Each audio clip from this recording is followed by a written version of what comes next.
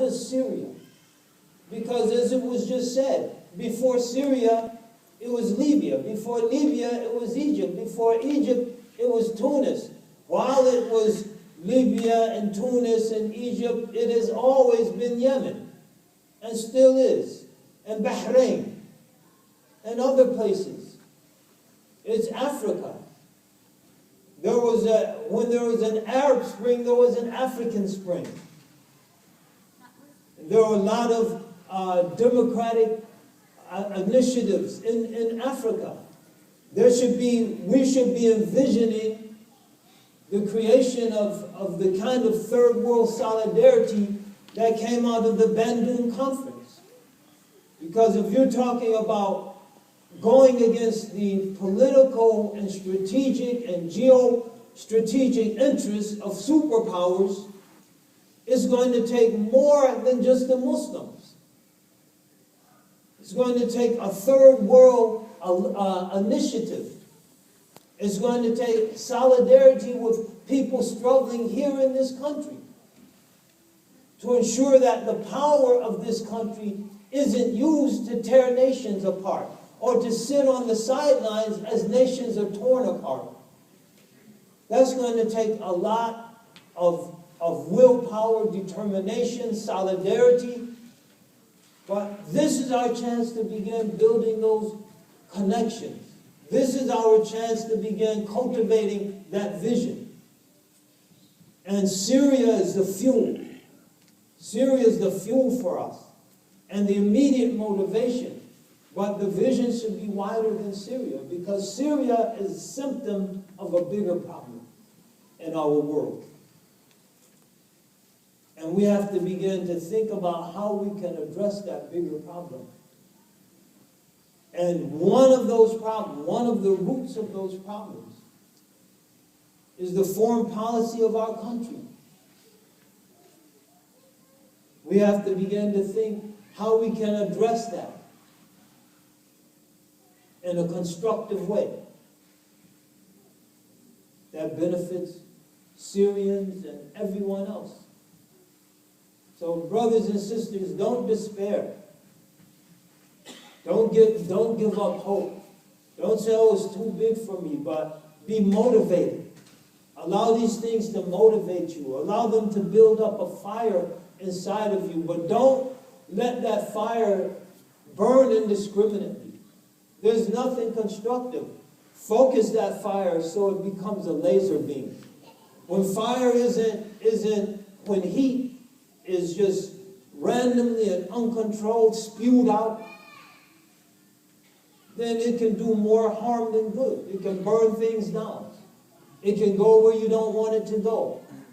But when it becomes focused in a laser beam, you can perform surgery on the human eye, the most delicate part of the human body. You can use it constructively.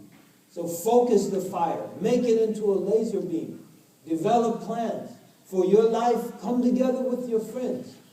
Many of the institutions that are shaping our world started with one or two people coming together and just sitting down and saying, you know what? We're going to make a difference. And then as time went on, those things grew. Look, Microsoft started with Bill Gates and his partner, whose name I don't know. It's just a couple people. All of these companies, Oracle, Hewlett-Packard, Apple, Microsoft, they started with one or two people. YouTube started in a garage. One of the was a Bengali brother, right? And two of his friends. 3 people working in their garage. Now it's YouTube.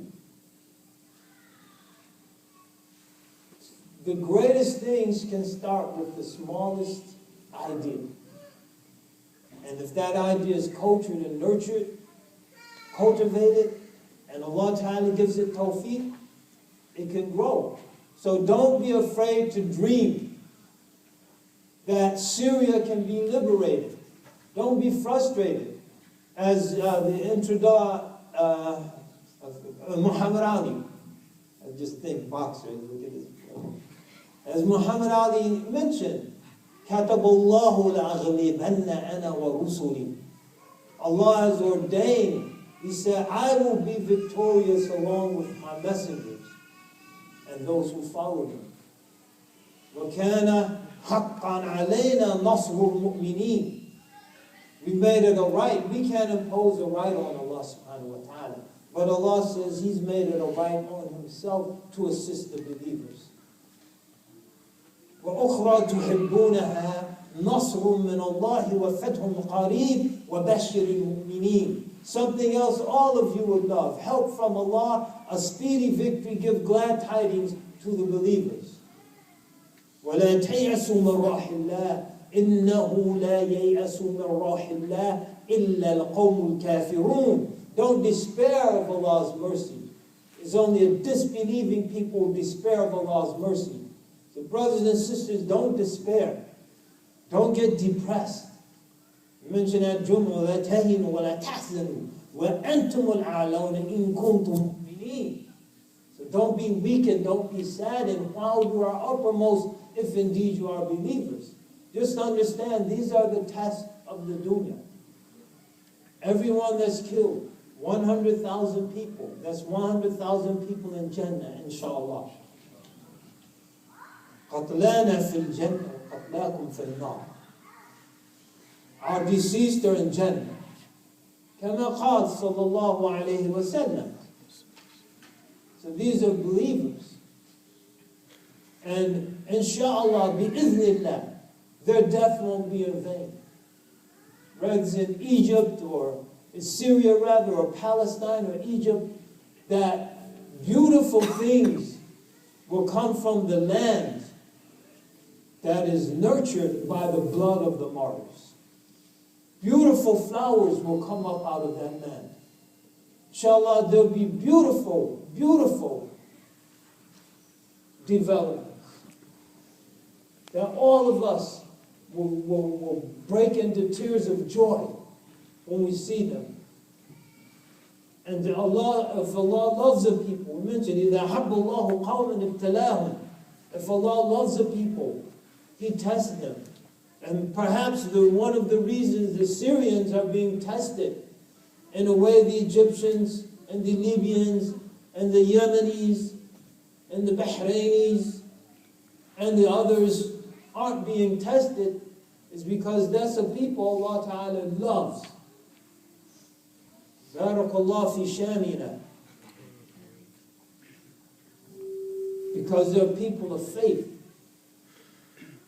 When I was in Syria, I don't think there's any country on earth with more women scholars than Syria.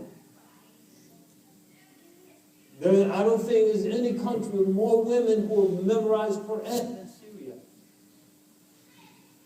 People, I don't think there's any country that collectively on any given day makes more salawat on the Prophet sallallahu alaihi wasallam.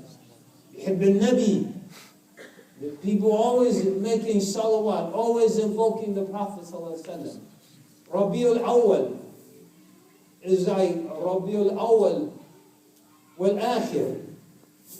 Is not every night there's some mawlid on the rooftops and in people's homes. It's a beautiful land. I don't think there's any land that was more receptive to students of knowledge. Mahad al-Furqan, Mahad al-Binur, Mahad al-Fath, Mahad al-Aminiya. All of them, and you could just go on and on. Thousands and thousands of people, students from Africa, from Dagestan, Shishan, Malaysia, Indonesia, from European countries, from America, from Canada, from Britain. And every single student, their room, their board, their books, tuition, all free. All of it free. I don't think there's any country where there's more access to the shuyukh than Syria. You can go and get a lesson if you're serious with the greatest scholars in the country. The doors are open for a student of knowledge. One-on-one lesson. This is the reality of Syria. This is the reality of Syria. And so that foundation, inshallah, is going to be the basis of something beautiful that reverberates throughout the whole ummah. Bi-idhnillahi ta'ala. So don't be saddened.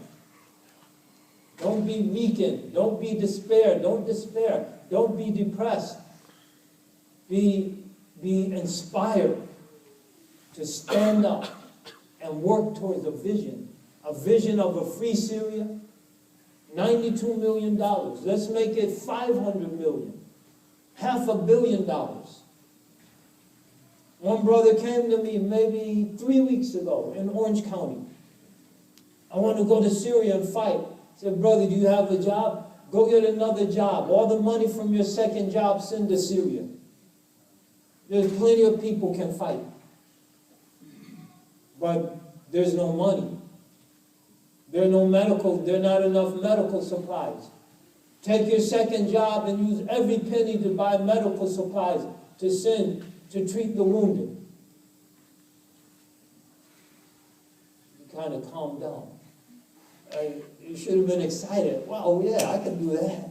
I said, no, I don't get to fight. That is your fight.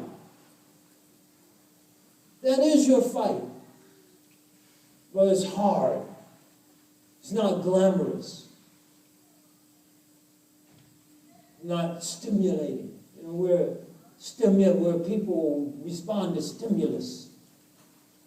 But Islam wants toil. Islam wants slow, painful progress. يا أيها الإنسان إنك كادح إلى ربك كدحا فملاقيه. You're toiling and struggling to reach your Lord. That's not glamorous. But that's the only way we're going to get there. So take the high road.